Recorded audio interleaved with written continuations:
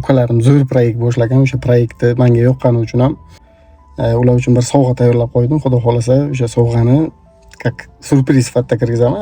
Короче, sovg'ani o'ragan holatda kirgizamiz.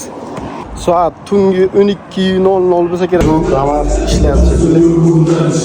Mana shu mana buni ushlab turgan, syomka qilgan. O'lar. O'lar. Aga. Mana ko'rsatib sizlarga. Sovg'a. Sizlargami? O'tiring.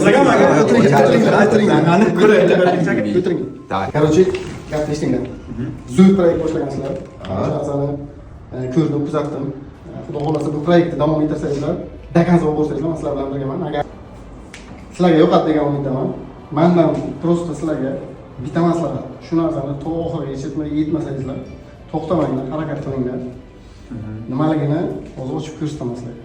İçinde Kia kardeş o'yinchoq bor birovni taxlagandan men. O'sha pul yig'ish uchun o'sha narsani shunday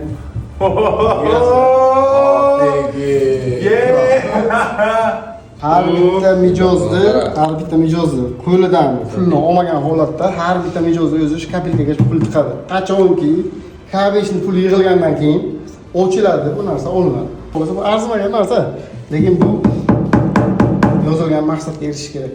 Короче, pullaringizni yerda ishlar davom ettiring.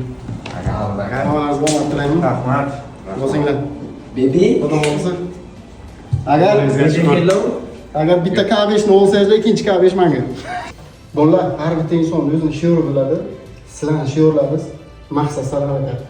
Bo'ladimi? Albatta. Ketdik. Maqsad sari harakat. Ketdik. Hech qanaqa pulni qiymati bo'lmaydi. Albatta.